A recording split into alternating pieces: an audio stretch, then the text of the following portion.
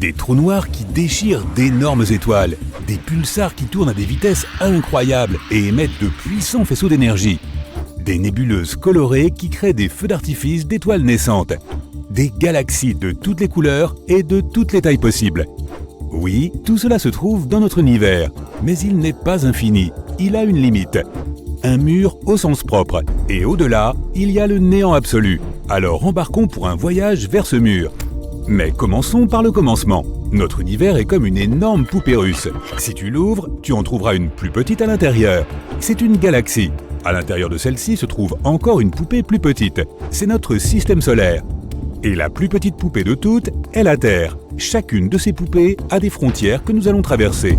Pour cela, nous aurons besoin d'un vaisseau spatial de grande taille. Il doit aussi être capable de se déplacer 100 fois plus vite que la vitesse de la lumière. Tu montes à bord et tu démarres les moteurs. Notre première limite se trouve à 100 km au-dessus du niveau de la mer. C'est 10 fois plus haut que l'altitude des avions de ligne. Ce point s'appelle la ligne de Kármán. Elle sépare l'atmosphère terrestre de l'espace extra-atmosphérique. Maintenant, volons plus loin jusqu'au bord de notre système solaire. Nous allumons les hyperpropulseurs et passons devant Mars, Jupiter, Saturne, Uranus et Neptune. Nous avons parcouru une distance de 100 unités astronomiques. Une UA est la distance entre la Terre et le Soleil. Et voici la limite de notre système solaire, l'héliosphère. Ici, la vitesse du vent solaire diminue rapidement. D'abord, elle passe de 1 million de km par heure à la vitesse du son. Ensuite, il y a une couche appelée l'héliopause. C'est là que le vent disparaît presque complètement. Puis notre vaisseau subit une vague d'étrave. C'est là que nous ressentons la force du vent interstellaire, qui entre en collision avec la frontière de notre système solaire. Lorsque tu passes cette frontière, tu te retrouves dans l'obscurité de l'espace interstellaire. Et c'est là que tu trouves les deux objets fabriqués par l'homme qui ont fait ce voyage pour la première fois dans l'histoire. Il s'agit de Voyager 1 et Voyager 2. Voyager 1 a franchi cette frontière en 2004. Voyager 2 l'a fait en 2007. Ces sondes spatiales ont découvert que l'héliosphère n'est pas une sphère parfaite autour du Soleil. Sa frontière sud est 10 UA plus proche de l'étoile que sa frontière nord. Nous nous déplaçons donc dans l'espace interstellaire et nous approchons bientôt d'un mur de pierre autour de notre système solaire. 200 000 UA plus loin, et le voilà. Ce mur de pierre est le nuage de Oort. En réalité, c'est une ceinture d'astéroïdes qui entoure notre monde. Les scientifiques pensent que le nuage de Oort pourrait être la source des comètes et des météorites qui tombent sur la Terre. Mais ils sont si dispersés que nous pouvons facilement nous glisser entre eux. Maintenant, nous sommes dans l'obscurité totale. La Voie lactée fait environ 106 000 années-lumière de diamètre. Avec une fusée classique, il faudrait des milliards d'années pour parcourir cette distance. Mais tu accélères au maximum, tu passes magistralement devant les étoiles et les planètes comme sur un circuit de course. Et en quelques minutes, tu es au bord de notre galaxie.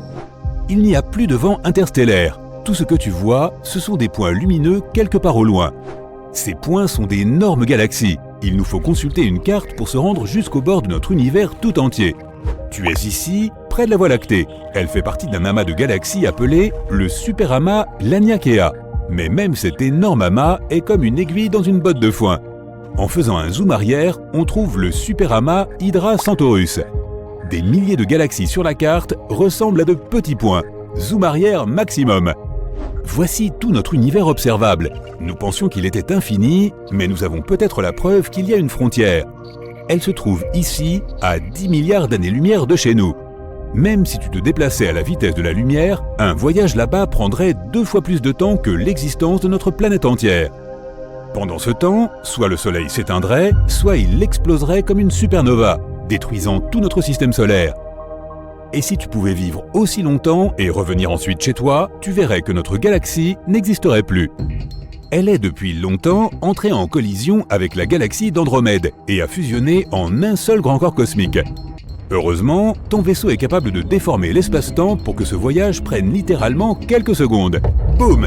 Félicitations, tu es arrivé à destination. Le supervide d'Eridanus. Certains scientifiques pensent que cet endroit est la preuve des collisions de notre univers avec quelque chose d'assez grand pour laisser une si grande cicatrice. Le supervide d'Eridanus est un espace vide et froid de 1 milliard d'années-lumière de large. Si tu imagines ce vide comme une tasse, il pourrait contenir au moins 10 000 galaxies. Et il est apparu après un accident aux proportions gigantesques. L'objet qui s'est écrasé dans notre univers n'était autre que un autre univers.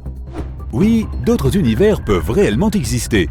Imagine que notre univers entier est une énorme bulle qui contient tous les amas de galaxies de l'univers observable.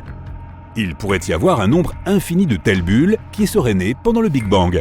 Ces univers peuvent être différents d'une autre. Ils peuvent abriter d'autres galaxies et nébuleuses. Mais ces bulles pourraient aussi être des univers parallèles. Cela signifie que si tu as choisi des céréales plutôt que des flocons d'avoine ce matin, dans un autre univers, ton alter ego pourrait avoir choisi les flocons d'avoine.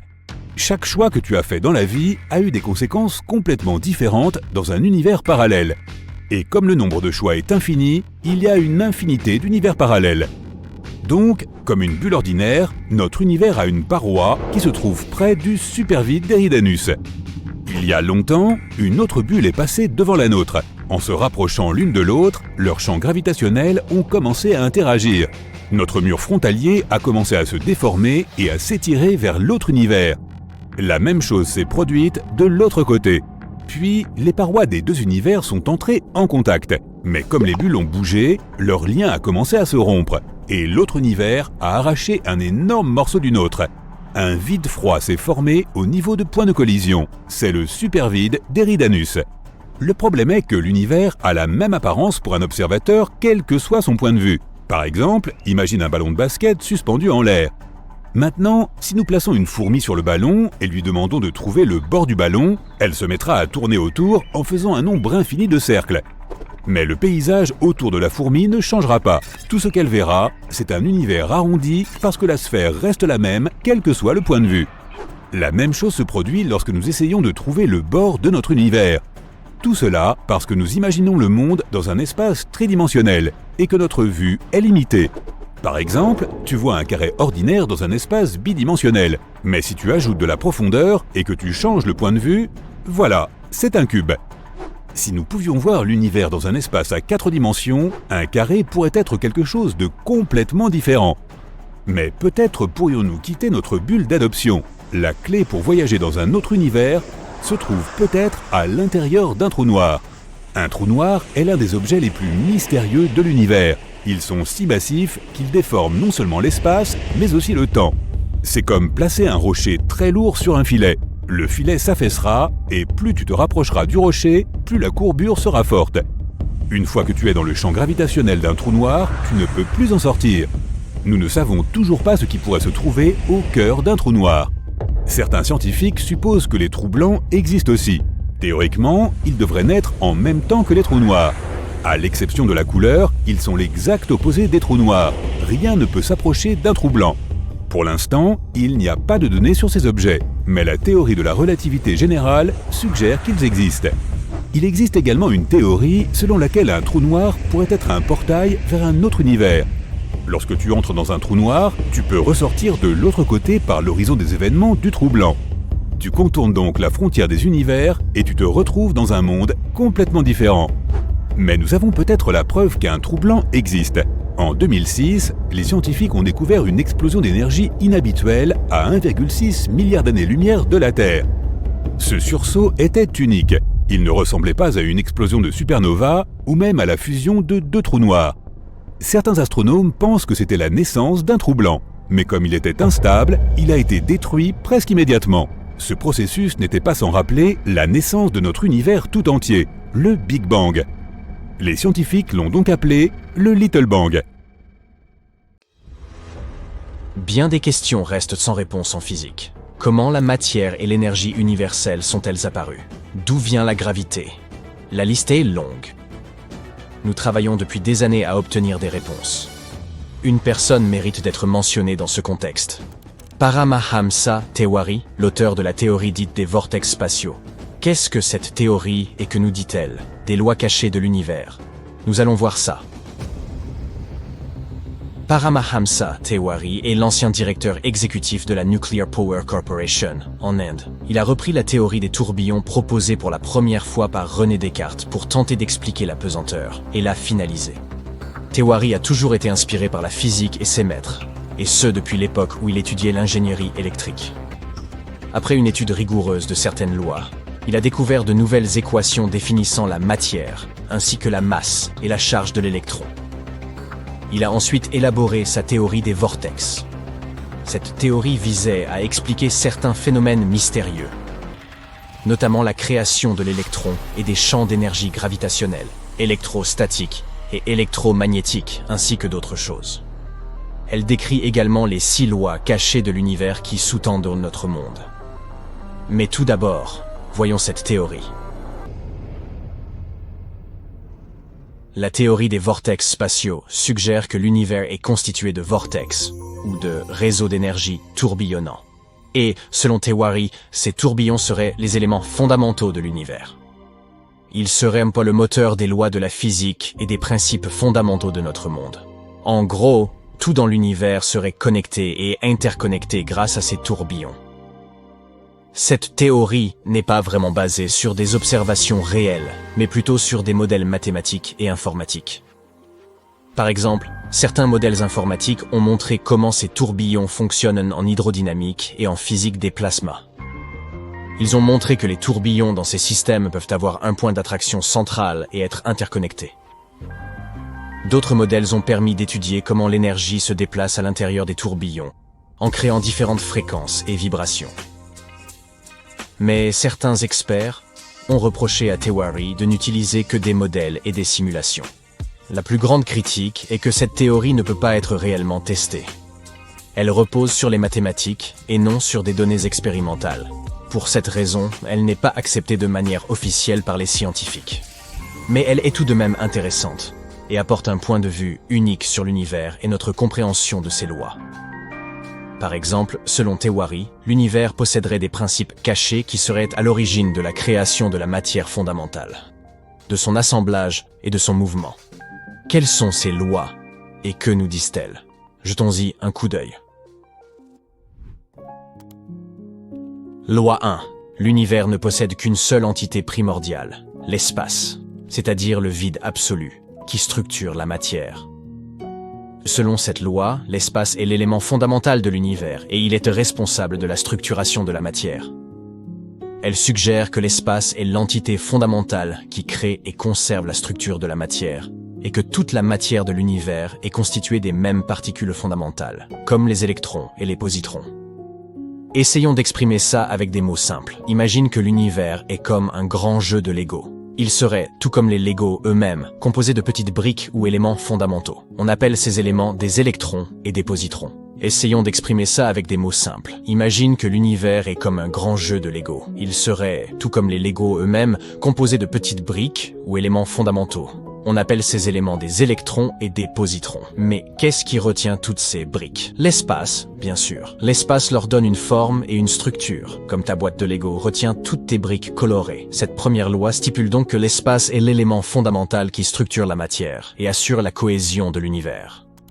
Loi 2. La matière est constituée d'une seule sorte de particules fondamentales, les électrons et les positrons. Cette loi stipule que toute la matière de l'univers est constituée des mêmes particules fondamentales, l'électron et le positron. Ce sont les briques de Lego dont nous venons de parler. Selon cette deuxième loi, ces minuscules particules invisibles constitueraient tout, de l'atome minuscule à l'immense galaxie.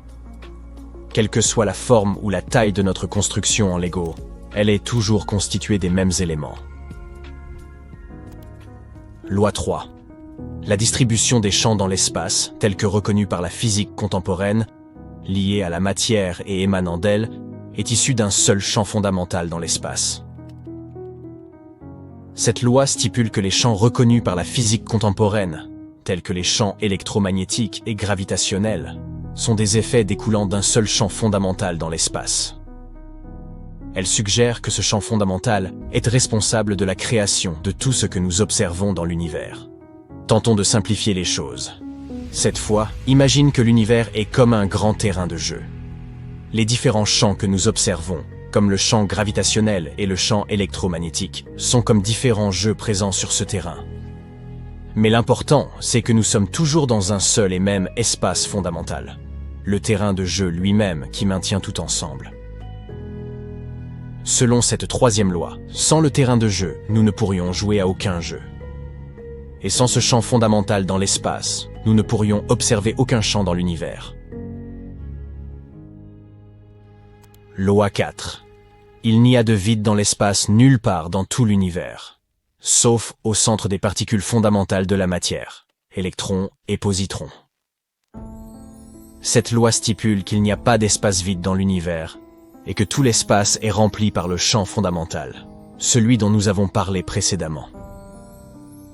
Les électrons et les positrons se trouvent partout, et même les choses que nous considérons comme vides, comme le vide, sont en fait remplies de minuscules particules. Selon cette loi, les seuls espaces vraiment vides que nous pouvons trouver dans l'univers se trouvent au centre des particules fondamentales, électrons et positrons.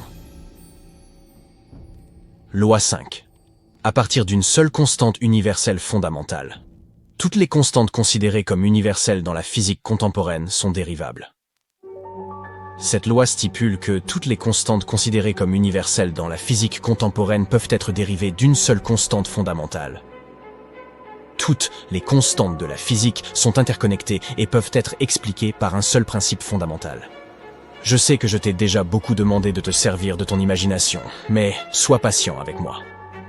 Cette fois-ci, imagine que l'univers est une grande recette de cuisine. Toutes les constantes de la physique, comme la vitesse de la lumière, la constante gravitationnelle et la constante de Planck, sont des ingrédients.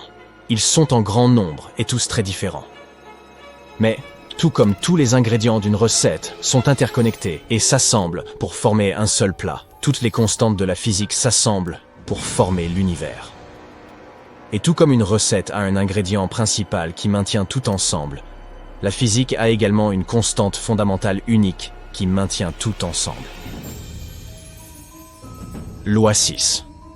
La structure spatiale de la matière fondamentale sous-microcosmique se répète uniformément dans les structures spatiales des corps macrocosmiques comme les planètes, les étoiles et les galaxies.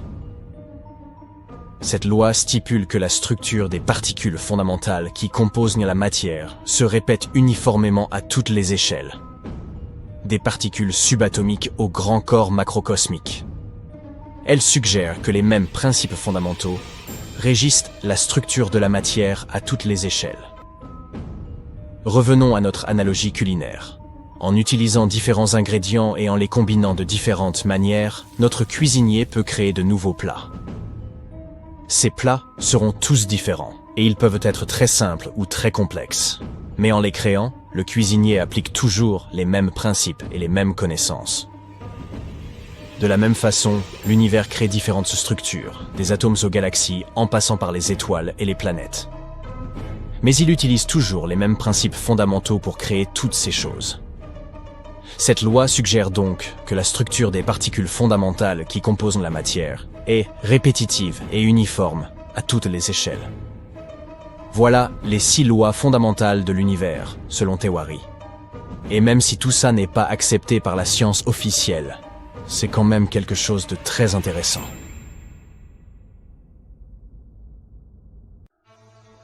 Il existe actuellement une chose mystérieuse dans l'espace. Une tâche insolite que les scientifiques essaient en vain d'expliquer depuis plus de 15 ans. Plusieurs théories ont été élaborées à ce sujet. L'une d'elles affirme qu'il pourrait s'agir d'une marque laissée par une collision avec un univers parallèle. Est-ce vrai? Voyons ce qu'il en est. Regardez cette carte. C'est la carte de notre univers. Enfin, pas vraiment. Il s'agit en réalité de la carte du fond diffus cosmologique, également appelée simplement rayonnement fossile. Il y a plusieurs milliards d'années, il y eut un Big Bang, grande explosion. Ce dernier fut si puissant qu'il créa notre univers tout entier. Bien entendu, un tel événement ne pouvait pas se produire sans avoir de répercussions. Et il s'avère que ses conséquences sont littéralement partout. Le Big Bang a donc laissé derrière lui un rayonnement électromagnétique, que nous connaissons sous le nom de rayonnement fossile. Nous ne le voyons pas, et pourtant, il est littéralement là, sous notre nez, dans notre vie quotidienne. Et si vous aviez des super pouvoirs, vous verriez que tout ce qui vous entoure brille de cette faible lumière. Ce rayonnement est très important. Si nous n'avions jamais trouvé le rayonnement fossile, nous n'aurions jamais découvert le Big Bang. Avant cette découverte, les scientifiques pensaient que l'univers avait toujours existé. Il n'y avait pas de commencement et il n'y aurait pas de fin. Cela nous semble aujourd'hui assez ridicule, mais il y a moins d'un siècle, les gens en étaient absolument sûrs. Stephen Hawking a été l'un des premiers scientifiques à deviner que l'univers avait bel et bien un commencement. Ce type était tellement cool qu'il s'en est rendu compte alors qu'il n'était encore qu'un étudiant, alors qu'il travaillait sur sa thèse de doctorat. Malheureusement, il n'avait aucune preuve à l'époque. S'il y a eu une telle explosion il y a des milliards d'années, alors où sont les traces? Où en est la preuve? S'esclavent alors ceux qui croient à la théorie de l'éther stationnaire. Mais pas de panique, cette preuve est vite arrivée. En 1965, les astronomes Arno Penzias et Robert Wilson découvrirent le rayonnement fossile. Ce fut la première preuve grandiose du Big Bang. Il s'est avéré que le rayonnement était partout, mais invisible à nos yeux. D'ailleurs, au début, Penzias et Wilson eux-mêmes l'avaient confondu avec le bruit d'une grande ville, ou avec des pigeons, ou quelque chose de ce genre. Pour leur découverte, qui bouleversa par la suite le monde de la science, ils reçurent le prix Nobel. Les gens découvrirent donc qu'ils étaient entourés de rayonnements électromagnétiques. Ils ont ensuite commencé à collecter des données à ce sujet et ont accumulé de plus en plus d'informations au fil des ans, jusqu'à ce qu'ils réalisent cette carte. Il s'agit d'une carte des températures du rayonnement fossile. En la créant, les scientifiques ont découvert quelque chose d'inhabituel. Jetons-y un coup d'œil. Elle ressemble à un vaste ensemble d'endroits chauds et froids. Mais en réalité, notre univers est assez uniforme. Toutes les températures sur cette carte sont proches de moins 270,5 degrés Celsius, avec très peu de différence entre elles. Ces fluctuations de température entre les différents points de la carte s'avèrent de faible amplitude, et chaque petit point s'étend en fait sur des millions d'années-lumière. Notre monde est donc plutôt calme et stable, sauf sur un point, le cold spot, qui signifie « point froid » en français. C'est ce point, juste ici. Les astronomes l'ont découvert pour la première fois en 2004. À première vue, il n'y a rien d'inhabituel. Il s'agit simplement d'une région où la température est inférieure à la moyenne de quelques microkelvins. Mais n'oubliez pas qu'il ne s'agit pas d'une petite zone, il s'agit d'une gigantesque région froide. Elle fait littéralement des millions d'années-lumière. Une petite minute, ont alors objecté les scientifiques. Cela ne peut pas être vrai. L'univers devrait être homogène partout. Selon notre modèle standard, ce point froid ne devrait tout simplement pas exister. Or, il se trouve qu'il est là. Il ne s'agit pas d'une simple erreur mathématique. Il existe bel et bien. Qu'est-ce que ce point froid? Et comment est-il apparu? Les astronomes tentent de répondre à ces questions depuis des années. Aujourd'hui encore, nous ne disposons que de quelques théories. Parlons-en. Théorie 1, texture cosmique. Cette idée a été évoquée à la fin de l'année 2007. Des scientifiques ont alors suggéré que le cold spot pourrait représenter des collines de l'espace. En d'autres termes, il pourrait s'agir d'une région cabossée de l'univers, qui fait simplement partie de sa composition. Néanmoins, il s'agit d'une théorie assez stupide, qui a été rapidement écartée. Théorie 2, le supervide. Considérée pendant un certain temps comme la plus plausible, cette hypothèse affirmait que le cold spot était en fait ce que l'on appelle un supervide. Il s'agit d'un endroit terrifiant et sombre de notre univers, où il n'y a pratiquement pas de galaxies. Et c'est justement parce qu'il s'agit d'une région déserte, où il n'y a presque rien, qu'elle nous semble froide. Cette théorie a toutefois été réfutée en mai 2017. Après avoir examiné attentivement le cold spot, les scientifiques ont constaté qu'il n'y avait aucun signe d'un supervide à cet endroit. En outre, les vides et les supervides, qui existent réellement, soit dit en passant, sont toujours de très petite taille. Or, le cold spot est littéralement des milliers de fois plus grand qu'ils ne le sont en général. Il devait donc y avoir une autre explication. Et il se trouve qu'il y en a une. Peut-être la plus étrange de toutes. Théorie 3. Un univers parallèle. Cette idée controversée a été avancée par la cosmologue et physicienne théoricienne Laura Mersini-Houghton. Selon elle, le cold spot pourrait être la trace laissée par une collision de notre univers avec un univers parallèle. La cosmologie standard ne peut pas expliquer un trou cosmique aussi gigantesque, explique Laura Mersini-Houghton. Il s'agit de l'empreinte indéniable d'un autre univers situé au-delà des limites du nôtre. Son hypothèse est basée sur la théorie du multivers, d'après laquelle il existe en fait un nombre infini d'univers comme le nôtre dans le monde. Ils entrent constamment en collision les uns avec les autres et se poussent les uns les autres. Push, en anglais, ce qui crée des nouveaux Big Bang. Peut-être le cold spot est-il une espèce d'échymose résultant d'une telle collision? En mécanique quantique, ce genre de théorie délirante est assez courant, mais pour la physique standard et la compréhension du monde, c'est un véritable bouleversement. Bien sûr, nous avons besoin de preuves solides. L'équipe de Mersini-Houghton a commencé à y travailler.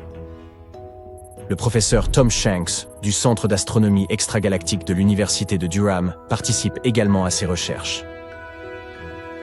Le multiverse, le plus fou des modèles exotiques d'explication du cold spot, est en réalité le plus standard si l'on se réfère à notre modèle actuel de l'univers, écrit-il dans l'un de ses ouvrages. De quelles preuves avons-nous besoin? Notre cold spot est situé dans l'hémisphère sud. Selon Shanks, s'il y a vraiment eu une collision entre deux univers, nous devrions trouver un autre cold spot, et il devrait se trouver dans l'hémisphère opposé, l'hémisphère nord. Si les astronomes le trouvaient, cette théorie serait confirmée. Et ce serait la première preuve de l'existence d'un univers parallèle. Évidemment, tout n'est pas si simple. Pour trouver un deuxième point, nous avons besoin des télescopes les plus récents et les plus sensibles qui existent. Nous devons également en apprendre davantage sur la nature de l'énergie noire et la manière dont elle affecte l'espace, etc. En d'autres termes, le chemin à parcourir est encore long. Il n'y a pas si longtemps, des scientifiques pensaient avoir découvert le deuxième cold spot. Des chercheurs du Nouveau-Mexique croyaient l'avoir trouvé dans l'hémisphère nord. Malheureusement, il s'agit probablement d'une erreur. La carte utilisée par ces chercheurs comportait une grande part d'inconnus. Il est donc possible que leur découverte ne soit que le résultat d'un accident causé par d'autres vides. En résumé, aucun autre cold spot n'a encore été trouvé jusqu'à présent, malgré des recherches minutieuses. Cela dit, encore une fois, même le meilleur et le plus moderne des équipements reste loin d'être parfait. Cela ne signifie pas qu'il n'y a pas d'autres cold spots, mais simplement que nous ne l'avons pas encore trouvé. Si un jour nous le trouvions, cela pourrait révolutionner le monde de la science pour toujours. Nous confirmerions non seulement la théorie des univers parallèles, mais aussi la fameuse théorie des cordes. Cela pourrait expliquer tout ce qui se passe dans notre monde. En revanche, si cela se produisait, nous aurions encore plus de questions que nous n'en avions déjà. Comment ces deux univers sont-ils entrés en collision? Comment tout cela fonctionne-t-il? Jusqu'à présent, il ne s'agit que de suppositions. Nous ne pouvons pas affirmer que le cold spot est la trace laissée par la collision d'univers parallèles. Cependant, nous ne pouvons pas non plus le réfuter. En fait, nous ne connaîtrons peut-être jamais la vérité, mais il est toujours intéressant de la chercher.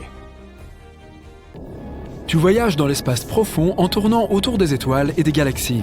Waouh! On dirait bien que cette nébuleuse multicolore va bientôt s'effondrer sous son propre poids et exploser comme une supernova. Maintenant, tournons prudemment autour de ce trou noir. Essaye de ne pas te faire prendre dans son champ gravitationnel, où il t'avalera tel un monstre de l'espace. Mais attends, c'est quoi cette étrange structure là? C'est un mur de lumière.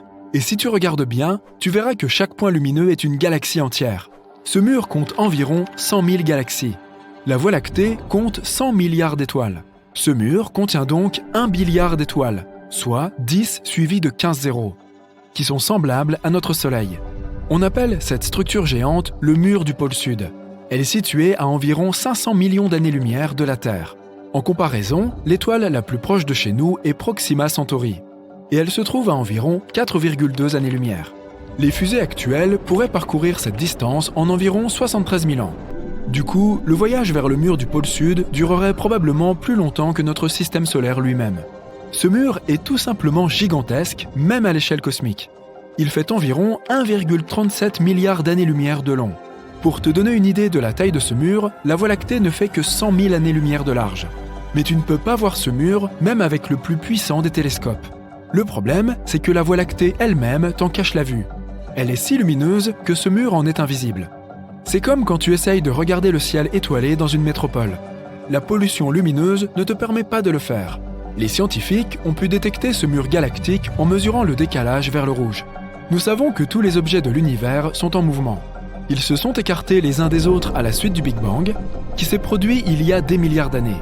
Et lorsque les galaxies se déplacent, leurs ondes lumineuses changent légèrement. En mesurant ce changement, nous pouvons connaître la nature d'un objet et comment il se déplace.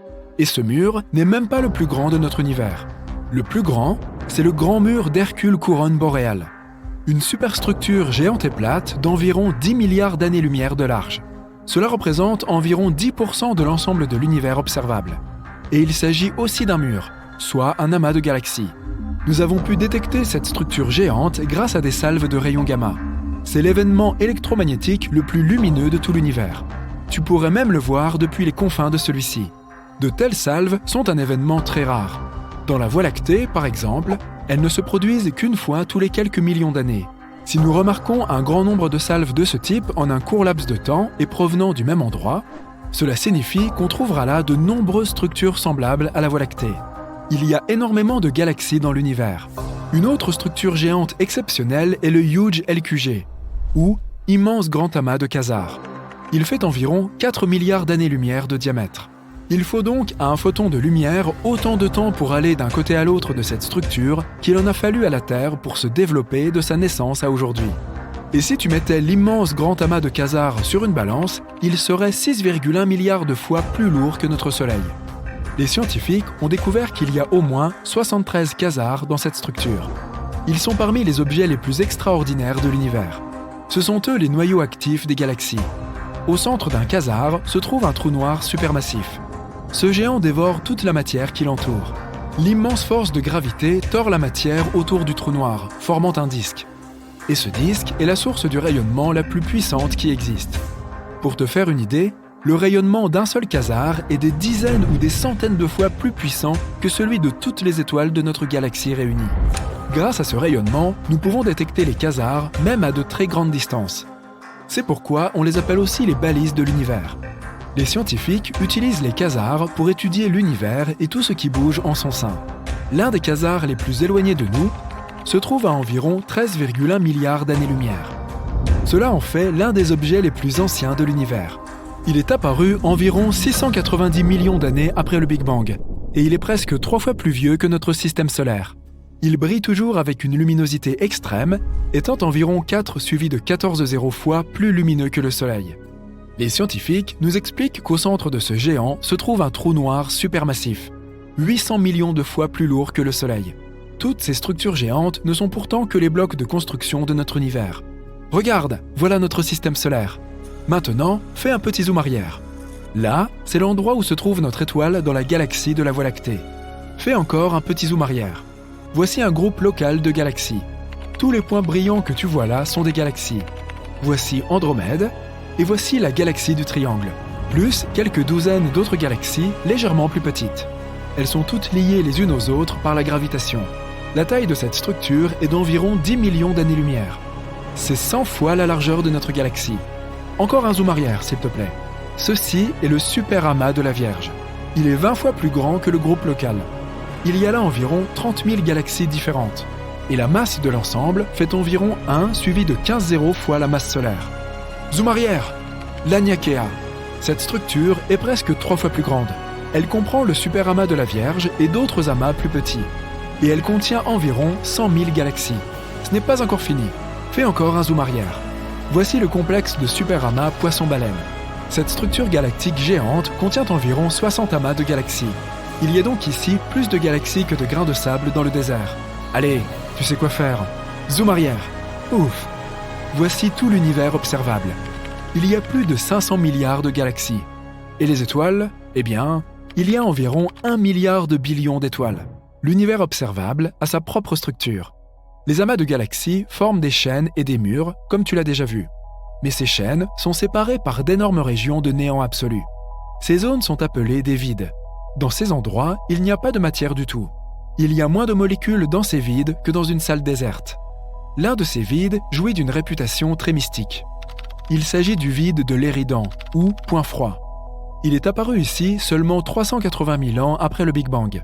Il fait presque 1 milliard d'années-lumière de large et pourrait contenir des centaines, voire des milliers de galaxies et des billions d'étoiles. Certains scientifiques pensent que ce point froid pourrait être le résultat de la plus grande collision jamais survenue, une collision d'univers. Il existe une théorie selon laquelle notre univers est une sorte de bulle, une énorme sphère contenant tous ces murs et toutes ces chaînes de galaxies. Imagine maintenant qu'il y ait un nombre infini de ces bulles. Il pourrait s'agir de mondes parallèles ou de différents univers. Il y a de nombreuses années, une bulle s'est approchée de la bulle de notre univers. Leurs parois se sont touchées et les deux univers se sont connectés pendant un moment, comme deux gouttes d'eau qui se rejoignent. Mais cet univers a continué à bouger. La zone où les bulles se rejoignaient est devenue de plus en plus fine jusqu'à ce que le lien soit rompu et que les deux bulles se détachent l'une de l'autre. À ce moment-là, le deuxième univers a arraché une partie de la matière de notre bulle. Toutes ces galaxies qui remplissaient le vide de l'Éridan se sont retrouvées dans un univers parallèle. Des scientifiques ont avancé l'hypothèse que nous pourrions bien un jour rencontrer d'autres bulles. Mais voler jusqu'au mur supposé de notre univers prendrait une éternité. Et il faudrait encore plus de temps pour voler dans l'espace interuniversel. Nous devrons donc utiliser des portails ou des trous de verre. Voici comment cela fonctionne. Imagine une feuille de papier avec un point A d'un côté et un point B de l'autre. Au lieu de traverser toute la feuille de papier, nous plions simplement la feuille, de sorte que le point A se trouve juste au-dessus du point B. Il ne reste plus qu'à faire un petit trou et le voyage ne prend que quelques instants. Certains scientifiques pensent que de tels passages d'un univers à l'autre se trouvent à l'intérieur des trous noirs. Mais comment survivre si l'on tombe dans un trou noir ? Il suffit d'en choisir un qui soit assez grand. Tout est une question de gravité. Imagine-toi en train de tomber vers un trou noir en ce moment même. Plus tu t'en approches, plus son effet est puissant. Il s'intensifie à chaque centimètre. À un moment donné, la force gravitationnelle qui affecte ta tête est beaucoup plus forte que celle qui affecte tes pieds. Puis tu te transformes en spaghetti. Miam! Mais si tu choisis un trou noir supermassif, comme ceux qui se trouvent au centre des galaxies, la force gravitationnelle augmente plus progressivement. Ils peuvent être des millions de fois plus lourds que le Soleil et beaucoup plus grands. Mais la force gravitationnelle sur ta tête et tes pieds sera presque égale et tu ne souffriras pas. Qui sait, peut-être que si tu réussis à survivre à une chute dans un trou noir aussi massif, tu te retrouveras dans un univers complètement différent où les lois de la physique n'ont plus rien à voir avec celles que nous connaissons. Mais pour l'instant, ce n'est qu'une théorie. Voici la planète Terre et son satellite, la Lune. Zoom arrière, voici notre système solaire. Un peu plus loin, la galaxie de la Voie lactée. Nous sommes un petit point parmi un nombre infini d'étoiles. Maintenant, encore plus loin, un amas de galaxies. Des points et des tourbillons dans l'espace infini. Plus loin, il y a le super amas de l'Aniakea, le petit point ici est notre galaxie. On continue, le super amas de l'Hydre Centaure. D'énormes amas comprenant des milliers de galaxies forment à peine une tache vue d'ici. Ensuite, le super amas du Pan Indien. C'est une zone mesurant 200 millions d'années-lumière de large. Nous pouvons faire un zoom arrière jusqu'à voir la totalité de l'univers observable. Chaque petit point ici contient en fait des milliers de galaxies et des milliers de milliards d'étoiles. Les scientifiques pensent que notre univers pourrait ressembler à une bulle qui pourrait entrer en collision avec un autre univers. Oui, d'autres univers pourraient exister. En fait, il y en aurait même un nombre infini. Tous ont pu apparaître après le Big Bang. Une collision entre eux n'est pas non plus impossible. En tout cas, cela a déjà pu se produire. Et la preuve est ici, en direction de la constellation de l'Éridan. Cet endroit s'appelle le supervide de l'Éridan. Il fait environ 1 milliard d'années-lumière de large. En comparaison, la largeur de notre galaxie entière n'est que d'environ 100 000 années-lumière. Il n'y a absolument rien dans cet endroit, et c'est peut-être la trace d'une ancienne collision entre notre univers et un autre. Les scientifiques pensent qu'ils seraient passés l'un à côté de l'autre, et que les forces gravitationnelles de chacun ont commencé à attirer ces bulles les unes vers les autres, comme deux gouttes d'eau quand elles sont très proches. Mais la vitesse des univers était trop élevée pour qu'ils puissent continuer à interagir. Donc l'autre univers a juste arraché un morceau du nôtre. Il pourrait y avoir eu environ 10 000 galaxies dans ce vide, et toutes ont été soit détruites, soit prises par l'autre univers. Voyageons aux confins de notre univers pour voir comment cette collision a pu avoir lieu. Nous voici à 10 000 milliards d'années-lumière de chez nous. Ici, dans une autre galaxie, nous voyons d'étonnantes nébuleuses de couleurs et de formes différentes. Mais si on regarde dans l'autre direction, il y a un énorme mur qui se déplace vers nous.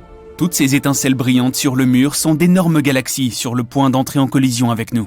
Mais en fait, c'est un énorme miroir qui ne reflète que notre univers. Ici, l'espace-temps est déformé et est attiré vers un autre univers, à toute vitesse. Les lois de la physique classique ne s'y appliquent pas. La gravité pourrait disparaître, donc toutes les étoiles exploseraient, et les gens à la surface des planètes seraient soudain en apesanteur. Mais si les univers s'écrasaient directement l'un sur l'autre, ce serait encore plus effrayant. L'énorme quantité d'énergie due à cette collision provoquerait une incroyable explosion, qui détruirait tout ce qui se trouve dans notre bulle.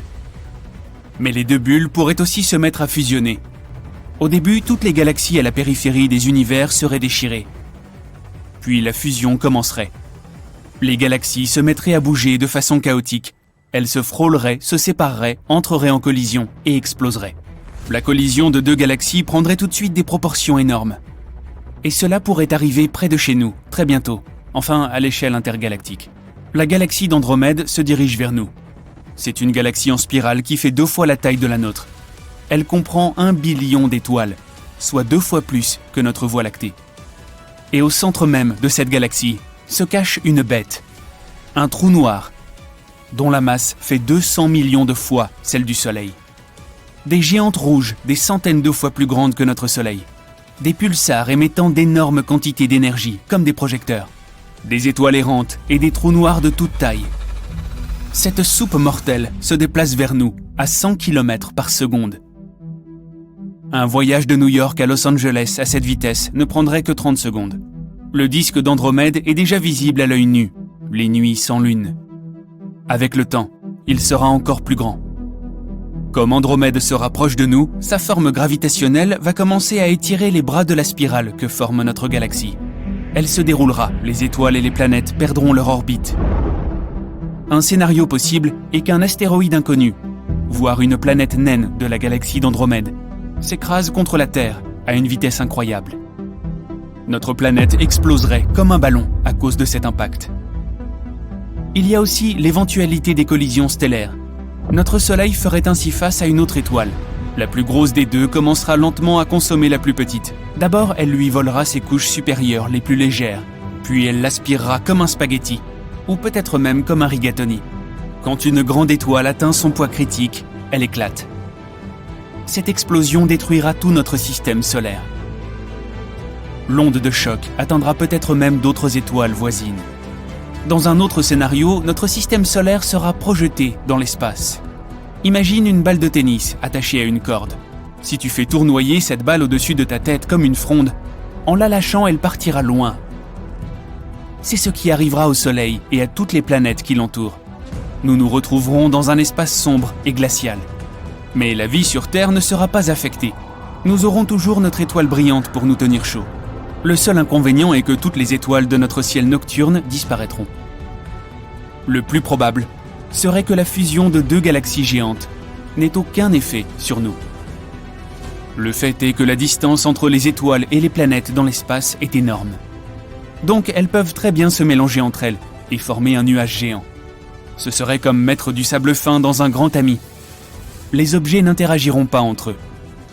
Mais le plus intéressant arrivera aux trous noirs situés au centre de nos galaxies. Pour l'instant, ils sont entourés d'un amas de poussière et d'étoiles.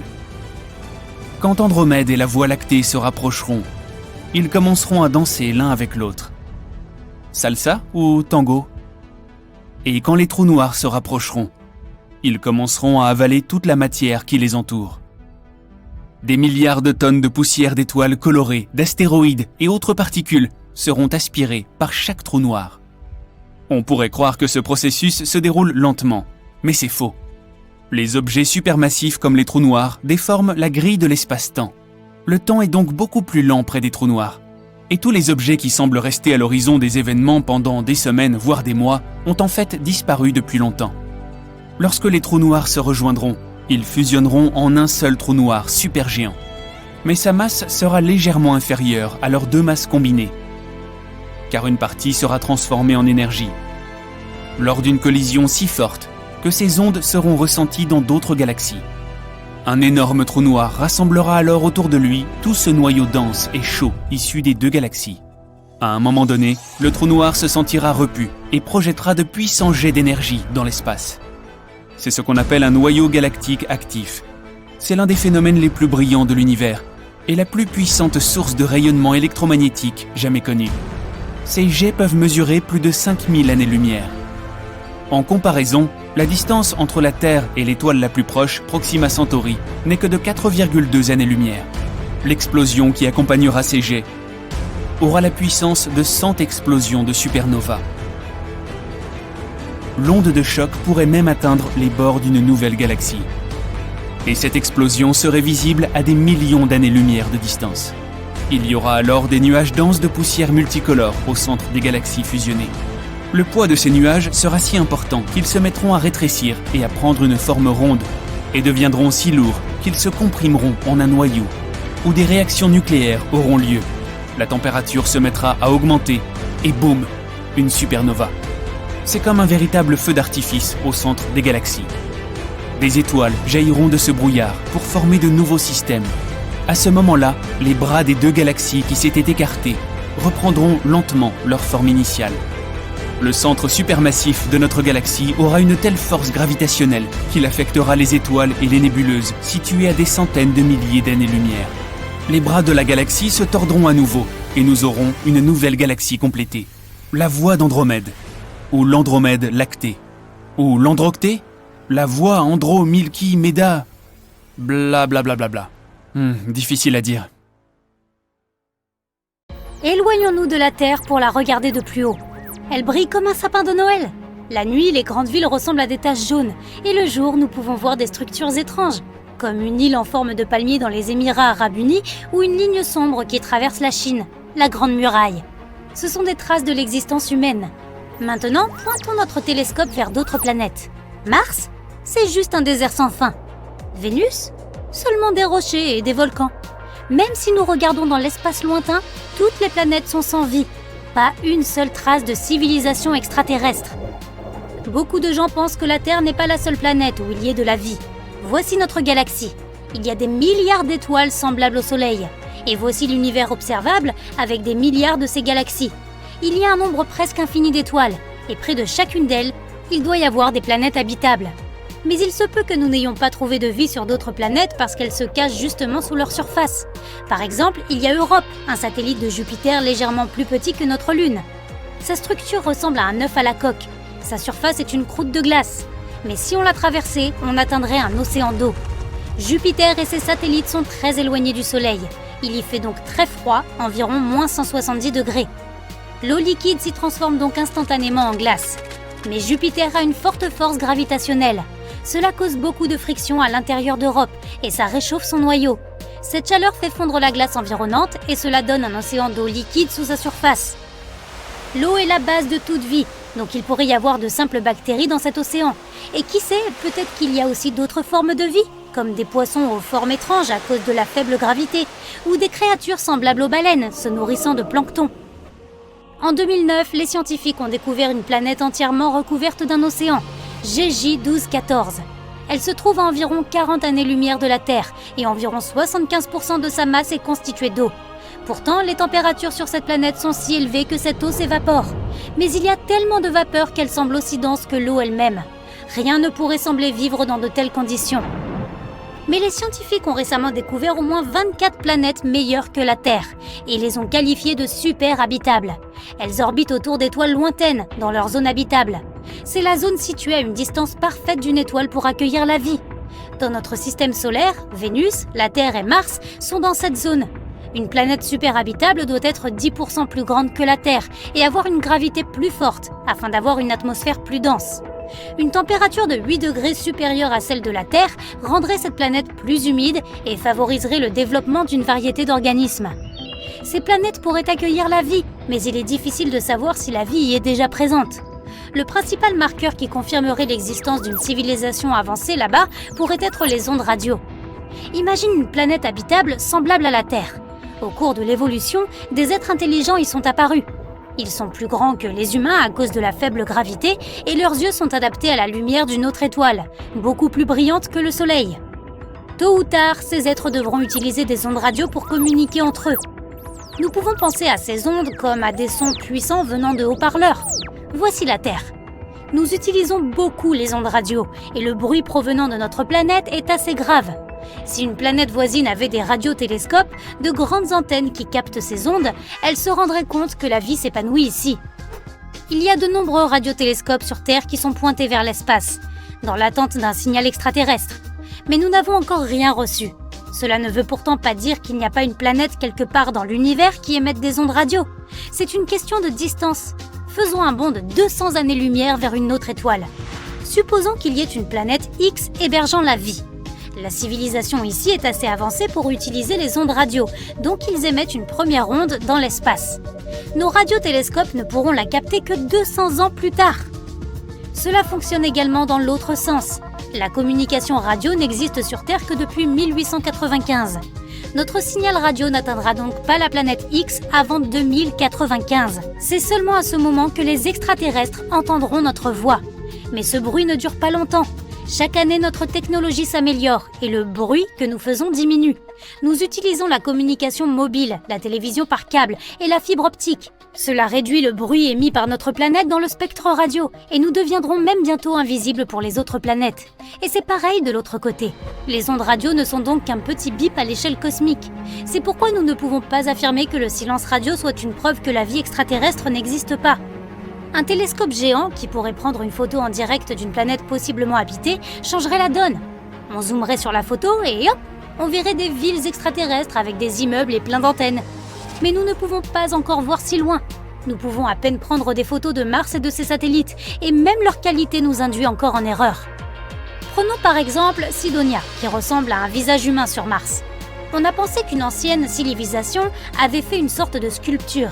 Des théories plus extravagantes parlaient même des restes d'un géant, et qu'il y avait même un corps entier sous le sable de Mars. Mais en fait, c'était juste une colline. Le vent a créé des creux à cet endroit et avec l'ombre, nous les avons pris pour des yeux et une bouche humaine. Il y a aussi le monolithe sur le satellite de Mars, Phobos. On y a trouvé une roche lisse qui était presque aussi haute que la pyramide de Khéops. Cette découverte a donné lieu à de nombreuses théories sur la civilisation qui l'a construite. Mais il s'est avéré que ce n'était rien de plus qu'un rocher. Le nombre infini d'étoiles et de mondes qui les entourent garantit presque l'existence d'autres civilisations. Alors pourquoi ne viendraient-elles pas sur Terre ? Nous pensons que la vie dans l'univers se développe selon des scénarios similaires. L'émergence de formes de vie simples, suivie de l'évolution et de la naissance de civilisations technologiquement avancées. Mais comme sur Terre, des cataclysmes s'y produisent et provoquent des extinctions massives, comme les météorites. Il y a peut-être une civilisation prête à partir dans l'espace, mais qui fut détruite par une énorme météorite, comme celle qui a effacé les dinosaures de la surface de la Terre. La vie sur cette planète recommencerait donc un nouveau cycle à partir de zéro. En outre, plus la civilisation est avancée, plus le risque d'autodestruction est grand. Les scientifiques pourraient mener des expériences sur des machines, comme le grand collisionneur de Hadron, et y créer accidentellement un trou noir. Celui-ci se mettrait à avaler tout ce qui l'entoure et grossirait. Rapidement, toutes les villes super développées de cette civilisation disparaîtraient, ainsi que toute la planète. Une autre possibilité pour une civilisation super avancée serait de voyager par les trous de verre.